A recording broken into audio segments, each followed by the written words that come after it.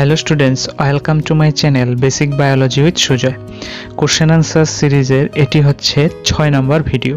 এর আগে আমি যে ভিডিওগুলি আপলোড করেছি তোমরা চাইলে প্লেলিস্টে গিয়ে কোশ্চেন আনসার সিরিজের যে ভিডিওগুলি আছে তোমরা সেটা দেখে নিতে পারো। এই ভিডিও সিরিজে আমরা 2020 নিটে আসা 5টি কোশ্চেন নিয়ে ডিটেলস আলোচনা করব। কোশ্চেন্সগুলি কম্পিটিটিভ এক্সামের জন্য খুবই গুরুত্বপূর্ণ। কোশ্চেনগুলি মনোযোগ দিয়ে শুনবে, তোমাদের আপকামিং এক্সামের জন্য খুব ভালো প্রিপারেশন হবে।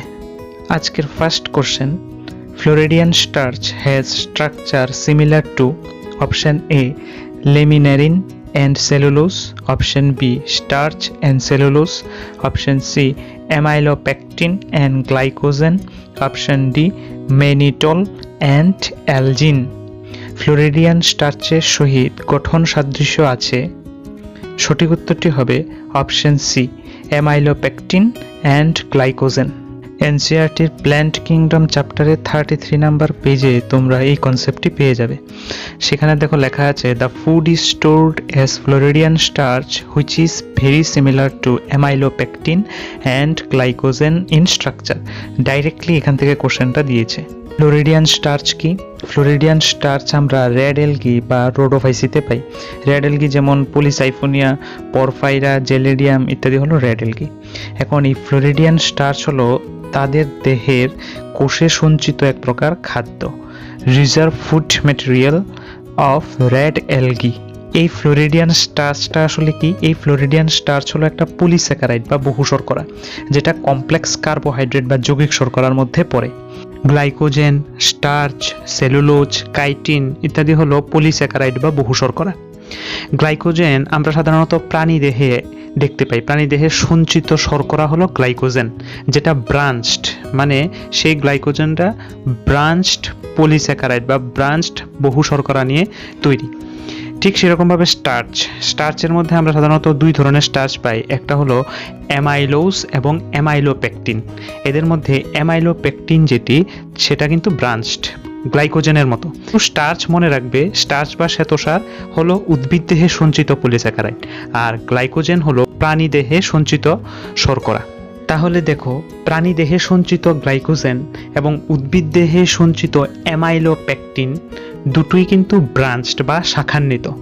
এদের দুটোর মধ্যেই আমরা আলফা 14 এবং আলফা 16 গ্লাইকোসাইডিক বন্ড আমরা দেখি অ্যামাইলোপেকটিন এবং গ্লাইকোজেনের মধ্যে।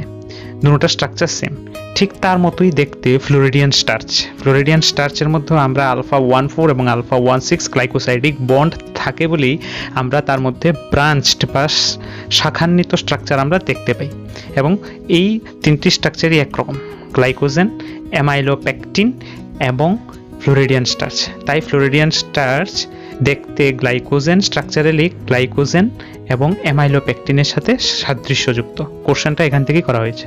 সেলুলোজ সেটা হচ্ছে উদ্ভিদের দেহ গঠনকারী বা এটা একটা স্ট্রাকচারাল পলিস্যাকারাইড। উদ্ভিদের দেহ এই সেলুলোজ দ্বারা তৈরি। এছাড়া কাইটিনও একটা পলিস্যাকারাইড। সেই কাইটিন আমরা ইনসেক্টের দেহে পাই। ইনসেক্টের দেহ কাইটিন দ্বারা নির্মিত। চলো এই রিলেটেড আরও কিছু কোশ্চেন আমরা জেনে নিই। রোডোফাইসি বা রেড এলগি স্টোরেজ ফুড কি হবে তা আমরা দেখলাম। এখন ক্লোরোফাইসি বা গ্রিন এলগি স্টোরেজ ফুড কি? স্টার্চ। নর্মালি যে শ্বেতসার থাকে সেটাই হচ্ছে ক্লোরোফাইসি বা গ্রিন এলগির স্টোরেজ ফুড। গ্রিন এলগির মধ্যে যেমন ক্লাইমাইডোমোনাস, ভলবক্স, কারা ইত্যাদি হলো গ্রিন এলগি।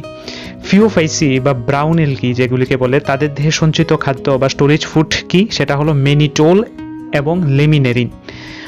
ইকটোকার্পাস, লেমিনেরিয়া, সার্গাসাম, ফিউকাস ইত্যাদি হলো সব ফিওফাইসিয়ান এলগি বা ব্রাউন এলগি। চলো এবার আমরা নেক্সট কোশ্চেন দেখি। Next question, the process responsible for facilitating loss of water in liquid form from the tip of grass blades at night and in early morning is option A plasmolysis, option B transpiration, option C root pressure, option D imbibition.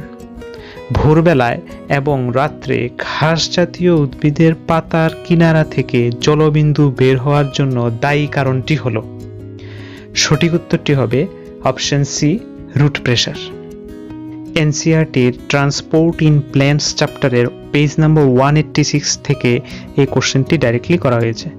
ভোরবেলায় বা রাত্রের দিকে ঘাস জাতীয় উদ্ভিদের পাতার কিনারা বা পাতার অগ্রভাগ থেকে যে জল বিন্দু বের হয়, সেই যে প্রক্রিয়াটা সেটা হচ্ছে গাটেশন বা একে নিঃস্রাবণ বলা হয়। যখন বাষ্পমোচন হার কম থাকে তখন এই পাতার কিনারা এবং অগ্রভাগ থেকে এই জল কণা বা জল বিন্দু বের হয়। এখন পাতার যে ছিদ্র দিয়ে এই জল বিন্দু বের হয় তাকে জলপত্ররন্ধ্র বা হাইডাথোট বলে। একে আবার ওয়াটার পোরও বলা হয়। এটি কিন্তু স্টোমাটা নয়।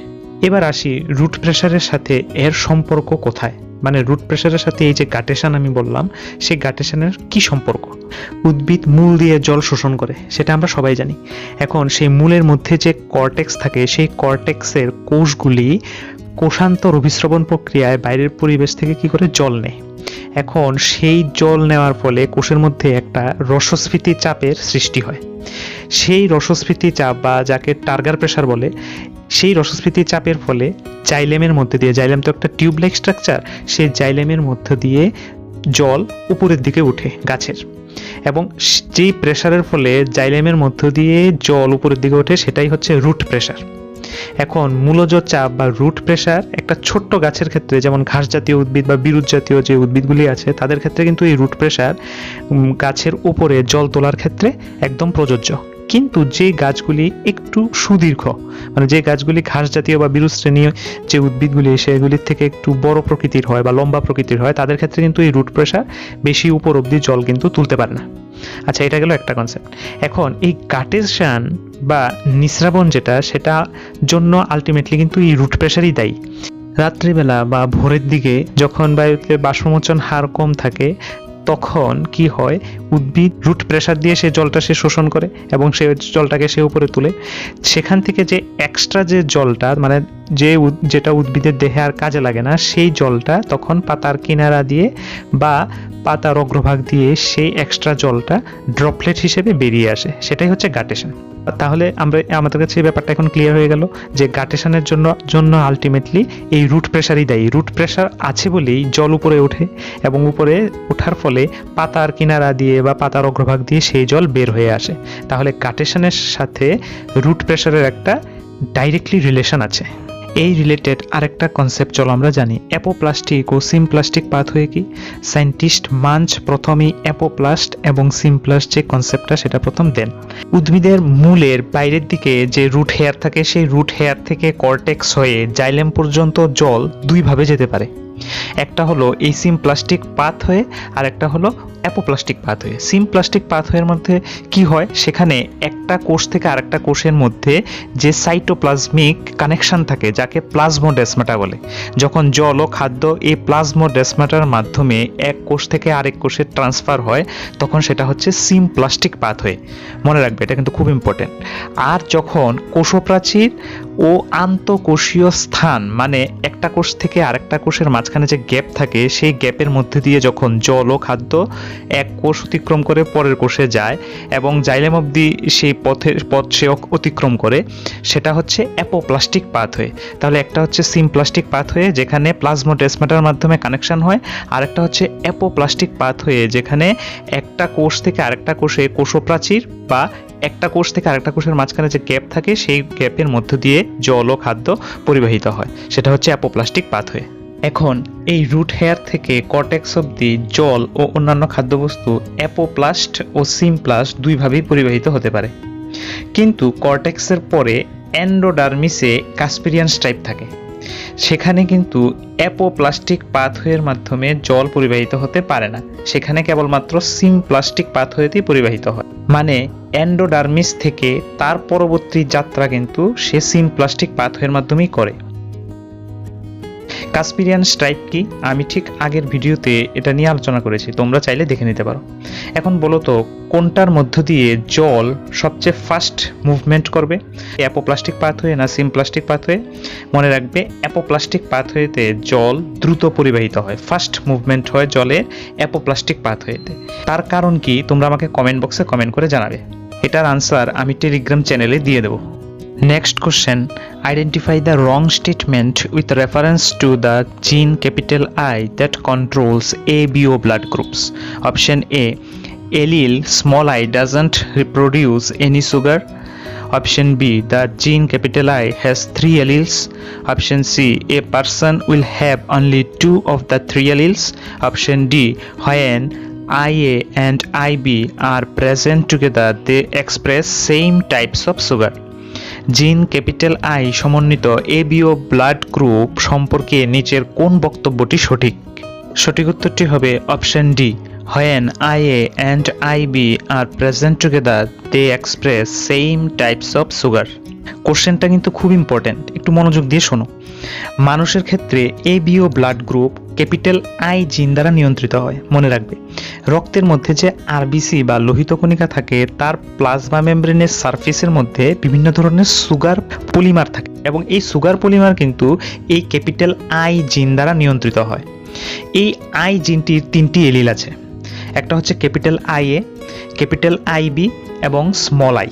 এর মধ্যে ক্যাপিটাল আই এ ও ক্যাপিটাল আইবি তারা দুটি ভিন্ন ধরনের সুগার তৈরি করে, সুগার পলিমার ওই আরবিসির প্লাজমা মেমব্রেনের সারফেসে। কিন্তু স্মল আই যেটা যে এলিলটা সেটা কিন্তু আরবিসি সারফেসে প্লাজমা মেমব্রেনের সারফেসে কোনো ধরনের সুগার পলিমার তৈরি করে না। এখন আমাদের রক্তের গ্রুপ যে কোনো দুটি এলিল দ্বারা কিন্তু নিয়ন্ত্রিত হয়। 3টির মধ্যে যে কোনো দুটি এলিল দ্বারা আমাদের রক্তের গ্রুপ নির্ধারিত হয়। যেহেতু আমরা ডিপ্লয়েড অর্গানিজম তাই আমাদের মধ্যে যে কোনো দুটি এলিল থাকবে এবং এরা মিলেই আমাদের রক্তের গ্রুপ নির্ধারণ করে। আচ্ছা, এতটুকু আমরা বুঝলাম। এখন চলো কোশ্চেনটায় আমরা আবার ফিরে যাই। কোশ্চেনে দেখো বলা আছে আইডেন্টিফাই দ্য রং স্টেটমেন্ট। এখানে কিন্তু আমরা বেশিরভাগ ভুল করে দিই। রং স্টেটমেন্টটা আমাদের এখান থেকে খুঁজে বের করতে হবে যেটা রং। প্রথম অপশনটা দেখো, allele small I doesn't produce any sugar. Small I যেটা একটু আগে আমরা দেখলাম capital I A, capital IB এবং স্মল আই, তার মধ্যে স্মল আই যে এলিলটি সেটি আরবিসির উপর কোনো ধরনের সুগার পলিমার তৈরি করে না। অপশন বি দেখো, the gene capital I has 3 alleles. হ্যাঁ, এটাও আমরা দেখেছি capital I A, capital IB এবং স্মল আই হচ্ছে 3টা এলিল। ক্যাপিটাল আই যে জিনটা তার 3টে এলিল হচ্ছে এটা। অপশন সি দেখো, a person will have only 2 of the 3 alleles।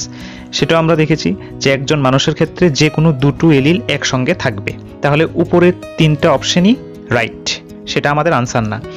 Option D হচ্ছে when capital IA and capital IB are present together they express same types of sugar। সেটা ভুল, কারণ ক্যাপিটাল আইএ আমরা দেখেছি যে সে আরবিসির উপর এক ধরনের সুগার পলিমার তৈরি করে এবং ক্যাপিটাল আইবি আরবিসির উপর আরেক ধরনের সুগার পলিমার তৈরি করে। তাহলে দুটো ভিন্ন ধরনের সুগার পলিমার তৈরি হচ্ছে, তাহলে তারা কখনোই সেম টাইপের সুগার তৈরি করতে পারে না। তাহলে এই কনসেপ্টটা ভুল, তাই এটা হচ্ছে সঠিক answer. NCERT page number 77 principal of inheritance and variation chapter থেকে এই কোশ্চেনটা করা হয়েছে। আচ্ছা, কিভাবে একজনের রক্তের গ্রুপ এলিল দ্বারা নিয়ন্ত্রিত হয়? আমরা সেই এনসিইআরটির বইয়ের থেকে এই চারটা যদি আমরা দেখি তাহলে খুব ভালোভাবে বুঝতে পারবো। প্রথমটা দেখো, প্যারেন্ট 1, ধরো এটা বাবার এলিল আর এটা হচ্ছে মায়ের এলিল। এটা তাদের সন্তানের এলিলগুলির জিনোটাইপ কি হবে সেটা দেখানো হয়েছে এবং শেষেরটা হচ্ছে আরবিসির উপর কোন ধরনের সুগার পলিমার তৈরি হবে তার উপর ডিপেন্ড করে রক্তের গ্রুপ কি হবে সেটা হচ্ছে শেষের কলমটা। একটু কনসেন্ট্রেট করো, দেখো এখানে শুধু আমরা 3 ধরনের এলিল দেখতে পাচ্ছি। ক্লিয়ার? যেটা আমি আগেও বলেছি সে 3 ধরনের এলিলটা হচ্ছে, একটা হচ্ছে capital I A, capital IB এবং স্মল আই। এই 3টার বাইরে কিন্তু আর কোনো এলিল নেই, তোমরা চারটা দেখলেই বুঝতে পারবে।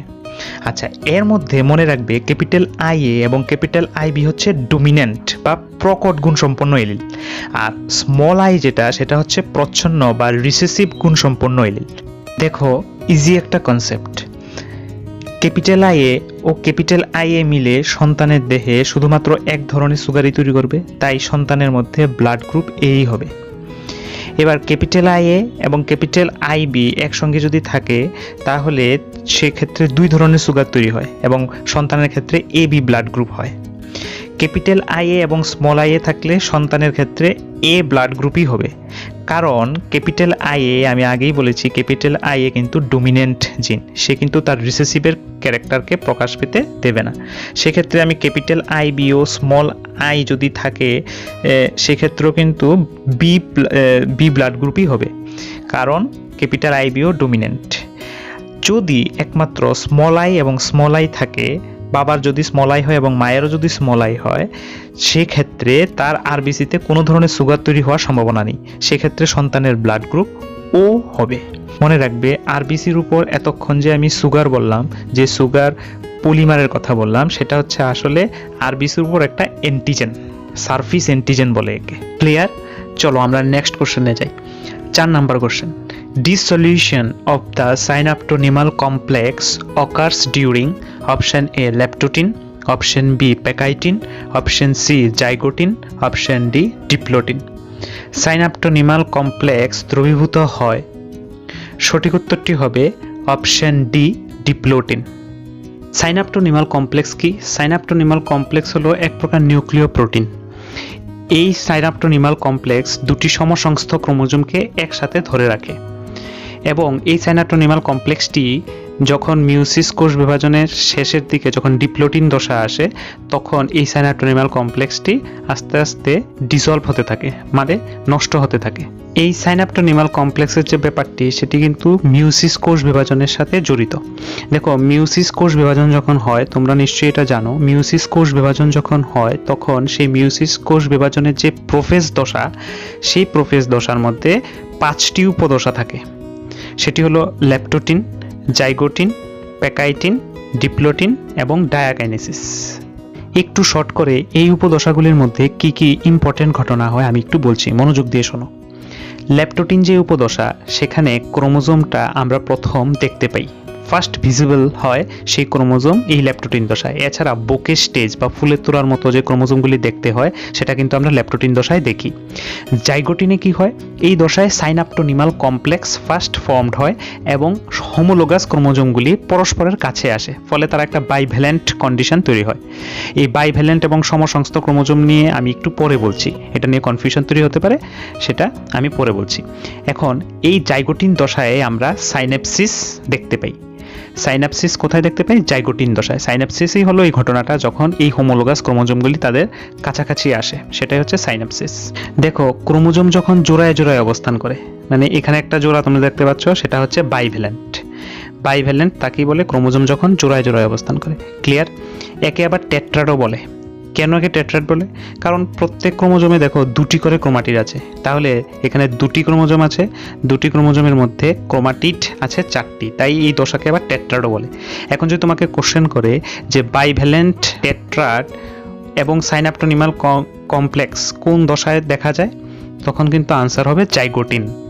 জাইগোটিন দশায় তাহলে মেইন বাইভ্যালেন্ট দেখতে পাই আমি, টেট্রাড দেখতে পাই এবং সাইনাপটোনিমাল কমপ্লেক্স প্রথম এই জাইগোটিন দশায় তৈরি হয়। তারপরে যে উপদশাটি, সেটি হচ্ছে প্যাকাইটিন দশা। খুব ইম্পর্টেন্ট এই দশা। এই দশায় কি হয় তোমরা একটু কমেন্ট বক্সে আমাকে জানাবে। তোমরা এটা পড়েছো, কমেন্ট বক্সে আমাকে কমেন্ট করে জানাবে। এটার আনসার আমি টেলিগ্রাম চ্যানেলে দিয়ে দেবো, সঙ্গে আরও কিছু ইম্পর্টেন্ট কোশ্চেন সেখানে আমি আপলোড করব। তারপরের যে উপদশাটি, সেটি হচ্ছে ডিপ্লোটিন দশা। একটু আগে দেখলাম যে ডিপ্লোটিন দশায় সাইনাপটোনিমাল কমপ্লেক্সের ডিসসলিউশন হয়, মানে সাইনাপটোনিমাল কমপ্লেক্স আস্তে আস্তে এখানে ডিসঅর্গানাইজড করতে থাকে, মানে তার যে প্রোটিন থাকে সেই প্রোটিনগুলি আস্তে আস্তে ডিজেনারেট করে, ফলে সাইনাপটোনিমাল কমপ্লেক্স ভাঙতে শুরু করে এই ডিপ্লোটিন দশায়। এই ডিপ্লোটিন দশায় আরেকটা ইম্পর্টেন্ট স্ট্রাকচার দেখা যায়, সেটা হচ্ছে কায়াজমা। ইংরেজি এক অক্ষরের মতো দেখতে কিছু স্ট্রাকচার দেখা যায় ক্রোমোজোমের মধ্যে। যেহেতু দেখো ডিপ্লোটিন দশায় সাইনাপটোনিমাল কমপ্লেক্স ডিসঅর্গানাইজড বা ডিসসলিউশন হয়, তাহলে কি হয়, সেই জায়গার মধ্যে ক্রোমোজোমগুলি যে জায়গাতে ডিসসলিউশন হচ্ছে, সাইনাপটোনিমাল কমপ্লেক্সটা ভাঙতে শুরু করে। সেই অবস্থায় ক্রোমোজোমের নন সিস্টার ক্রোমাটিড দুটি একে অপরের থেকে দূরে সরে যেতে থাকে। তখন ইংরেজি এক অক্ষরের মতো একটা গঠন তৈরি হয়, তাকেই কায়াজমা বলে। তাহলে আমরা এই ডিপ্লোটিন দশায় দুটো মেইন ঘটনা আমরা দেখতে পাই, একটা হচ্ছে ডিসসলিউশন অফ সাইনাপটোনিমাল কমপ্লেক্স এবং কায়াজমা ফরমেশন, সেটা আমরা ডিপ্লোটিন দশায় দেখি। ক্লিয়ার? তারপর লাস্ট যে উপদশাটি, সেটি হচ্ছে ডায়াকাইনেসিস। এই উপদশায় কি হয়, কায়াজমার টার্মিনালাইজেশন হয়। কায়াজমা একেবারে ক্রোমাটিডের টার্মিনাল পজিশনে চলে যায়, একদম প্রান্তের দিকে সরে যায় এই দশায়, কারণ সাইনাপটোনিমাল কমপ্লেক্স টোটালি তখন ডিসলভ হয়ে যায়, ফলে কায়াজমা খুলতে খুলতে একদম টার্মিনালের দিকে চলে যায়।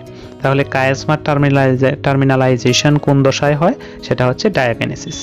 ওকে, last question, Which of the following statements are true for the phylum Chordata? In Urochordata, notochord extends from head to tail and it is present throughout their life. In Vertebrata, notochord is present during the embryonic period only. Central nervous system is dorsal and hollow. Chordata is divided into 3 subphyla: Hemichordata, Tunicata and Cephalochordata. কোন অপশনটি সঠিক হবে তোমরা দেখে নাও। পর্ব chordata সম্পর্কে নিচের কোন বক্তব্যটি সঠিক? সঠিক উত্তরটি হবে অপশন এ। অ্যানিম্যাল ক্লাসিফিকেশন থেকে এই কোশ্চেনটা করা হয়েছে। অ্যানিম্যাল ক্লাসিফিকেশন কিন্তু খুব একটা ইম্পর্টেন্ট টপিক। আমি এখানে শুধু কর্ডাটা নিয়ে আলোচনা করব, পরে অ্যানিম্যাল ক্লাসিফিকেশন নিয়ে আমি আরও ভিডিও আপলোড করব। তোমরা কিন্তু অ্যানিম্যাল ক্লাসিফিকেশনটা ভালো করে পড়বে। এই কোশ্চেনের আনসার অ্যানালাইসিসে আমরা একটু পরে আসছি। চলো আমরা আগে দেখে নিই কর্ডাটা নিয়ে কিছু ইম্পর্টেন্ট জিনিস। আমরা অনেক আগে থেকেই নোটোকর্ড এবং নার্ভ কর্ড এই নামটা শুনে আসছি। নার্ভ কর্ড যাকে বাংলায় স্নায়ুরজ্জু বলে। এই নার্ভ কর্ড কতগুলি নার্ভ ফাইবার বা স্নায়ুতন্তু মিলে গঠিত হয়। নার্ভ ফাইবার মিলেই নার্ভ কর্ড গঠন করে। মেরুদণ্ডী প্রাণীর ক্ষেত্রে এই নার্ভ কর্ড পরে সিএনএস বা সেন্ট্রাল নার্ভাস সিস্টেমে পরিণত হয়। আর নোটোকর্ড হলো একটা নলাকার অংশ যা পরে মেরুদণ্ডে পরিণত হয়। ক্লিয়ার? একটা ইম্পর্টেন্ট পয়েন্ট মনে রাখবে, এখান থেকে কোশ্চেন আসে। নার্ভ কর্ডের অরিজিন হলো ইক্টোডার্মাল। ইন অরিজিন মানে ইক্টোডার্মাল যে লেয়ার, সেখান থেকে নার্ভ কর্ড উৎপত্তি লাভ করে এবং তার অবস্থান কোথায় সেটা হচ্ছে ডর্সাল সাইড বা পৃষ্ঠদেশে তার অবস্থান নার্ভ কর্ড। এবং নোটোকর্ড যেটা, সেটার অরিজিন কোথায় সেটা হচ্ছে mesodermal in origin. Mesodermal layer থেকে নোটোকর্ডের উৎপত্তি এবং ইক্টোডার্মাল লেয়ার থেকে নার্ভ কর্ডের উৎপত্তি, এটা কিন্তু মনে রাখবে। এবার আমরা কর্ডাটায় আসি। কর্ডাটা হলো এমন একটি পর্ব যার মধ্যে প্রধানত 3টি বৈশিষ্ট্য আমরা দেখতে পাই। এই 3টে বৈশিষ্ট্য মাথার মধ্যে একদম সেট করে নেবে। নোটোকর্ডের উপস্থিতি থাকে। কার মধ্যে? কর্ডাটার মধ্যে আমরা নোটোকর্ড দেখতে পাই। ভ্রূণ অবস্থায় বা সারা জীবন ধরে তার মধ্যে আমরা নোটোকর্ড দেখতে পাই। আরেকটা হলো নার্ভ কর্ড দেহের পৃষ্ঠদেশে, মানে একটু আগে যেটা বললাম যে নার্ভ কর্ড দেহের পৃষ্ঠদেশে মানে ডর্সালি ফাঁপা নার্ভ কর্ড তার দেহের পৃষ্ঠদেশে অবস্থান করে। আর থার্ডটা হলো ফেরিঞ্জিয়াল গিল স্লিটস বা গলবিলীয় ফুলকা ছিদ্রের উপস্থিতি। তার মাথার দুই পাশে, দেহের দুই পাশে গলবিলীয় ফুলকা ছিদ্র থাকে। এটা আদি কর্ডাটা বা পুরনো যে কর্ডাটা ছিল, যেগুলি ইভলিউশনে অনেকটা ব্যাকওয়ার্ড, তাদের মধ্যে এই ফেরিঞ্জিয়াল গিল স্লিটসটা অনেক প্রবল ছিল। ফেরিঞ্জিয়াল গিল স্লিটসের কাজ কি? সে কি করে মুখ দিয়ে যখন জল নেয়, কারণ সে তো জলজ, সে যখন জলে থাকে, মুখ দিয়ে যখন জল নেয় সেই জলকে সে এই ফেরিঞ্জিয়াল গিল স্লিটস দিয়ে বের করে দেয়। এখন এই কর্ডাটাকে 3টি সাব ফাইলাম বা 3টি উপপর্বে ভাগ করা হয়েছে। প্রথমটি হলো ইউরোকর্ডাটা, যাকে আবার টিউনিকাটা বলে, সেফালোকর্ডাটা এবং ভার্টিব্রাটা, এই 3টি। ইউরোকর্ডাটা বা টিউনিকাটা কর্ডাটার মধ্যে সবচেয়ে প্রিমিটিভ। ক্লিয়ার? মানে সে আদি প্রকৃতির ইউরোকর্ডাটা। ইউরোস কথার মানে হচ্ছে লেজ। এদের লার্ভা অবস্থায় লেজের মধ্যে নোটোকর্ড থাকে। পরিণত অবস্থায় কিন্তু এই নোটোকর্ড থাকে না। আর একে টিউনিকাটাও কেন বলা হয়? টিউনিক নামে একটা মেমব্রেন থাকে, তার অর্ধস্বচ্ছ একটা মেমব্রেন তার দেহের মধ্যে দেখা যায়। তার জন্য এই ইউরোকর্ডাটাকে আবার টিউনিকাটাও বলে। এইবার সেফালোকর্ডাটা। সেফালো কথার মানে হচ্ছে মাথা। তাহলে সেফালোকর্ডাটা নামটার মধ্যেই তার মিনিংটা আছে। সেফালো মিন্স মাথা। মাথা থেকে লেজ পর্যন্ত নোটোকর্ড থাকে এবং তা সারা জীবন ধরেই থাকে। আর একটা হচ্ছে ভার্টিব্রাটা। ভার্টিব্রাটা হচ্ছে তাদের মধ্যে সবচেয়ে একটা উন্নত উপপর্ব কর্ডাটার মধ্যে। এদের ভ্রূণ অবস্থায় নোটোকর্ড থাকে এবং সেই নোটোকর্ড সে যখন ম্যাচিউর হয়, এই নোটোকর্ড পরে ভার্টিব্রাল কলাম বা মেরুদণ্ডে পরিণত হয়। আর এছাড়া এদের নার্ভ কর্ড বা আমাদের যে সেন্ট্রাল নার্ভাস সিস্টেম, মস্তিষ্ক এবং আমাদের সুষুম্নাকাণ্ডের যে রূপান্তর, সেটা কিন্তু সেই নার্ভ কর্ডেরই রূপান্তর। সেটা একমাত্র ভার্টিব্রাটার মধ্যে আমরা দেখতে পাই। ক্লিয়ার? চলো এবার আমরা আবার কোশ্চেনটা দেখি। কোশ্চেনের মধ্যে 4 নাম্বার যে পয়েন্টটা, সেখানে দেখো লেখা আছে chordata is divided into 3 subphyla: hemichordata, tunicata and cephalochordata. Hemichordata কথাটা ভুল। হেমিকর্ডাটা কিন্তু আগে এটা কর্ডাটার মধ্যে ছিল হেমিকর্ডাটা, কিন্তু হেমিকর্ডাটা এখন একটা সেপারেট পর্ব হিসেবে আছে, ফাইলাম হিসেবে আছে হেমিকর্ডাটা, সে কিন্তু কর্ডাটার মধ্যে পড়ে না। তাহলে টিউনিকাটা এবং সেফালোকর্ডাটা কর্ডাটার মধ্যে পড়ে, এবং সেখানে টিউনিকাটা, সেফালোকর্ডাটা এবং ভার্টিব্রেটা হবে। তাহলে 4 নাম্বার পয়েন্টটা ভুল। 3 নাম্বার পয়েন্টটা দেখো, central nervous system is dorsal and হলো। আমরা প্রথমেই দেখেছিলাম যে কর্ডাটার মধ্যে সেন্ট্রাল নার্ভাস সিস্টেম, এটা তো নার্ভ কর্ডের অংশ, এবং সেটা কিন্তু ডর্সাল মানে পৃষ্ঠীয়, এবং সেটা ফাঁপা। তো সুতরাং এই পয়েন্টটা কিন্তু ঠিক। 2 নম্বর যে পয়েন্টটা, in Vertebrata notochord is present during the embryonic period only. হ্যাঁ, ভার্টিব্রাটার মধ্যে আমরা একমাত্র নটোকর্ড কখন দেখতে পাই? এমব্রায়ো যে যখন মানে ভ্রূণ অবস্থায় দেখতে পাই।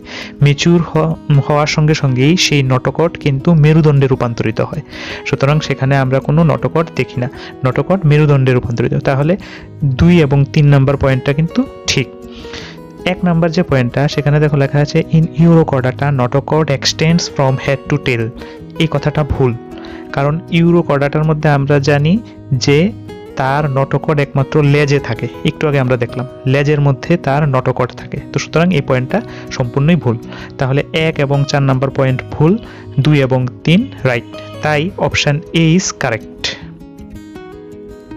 তোমাদের যদি কোনো সমস্যা থাকে আমাকে কমেন্ট বক্সে কমেন্ট করে জানাতে পারো। দেখা হচ্ছে আবার নেক্সট ভিডিওতে। Good bye.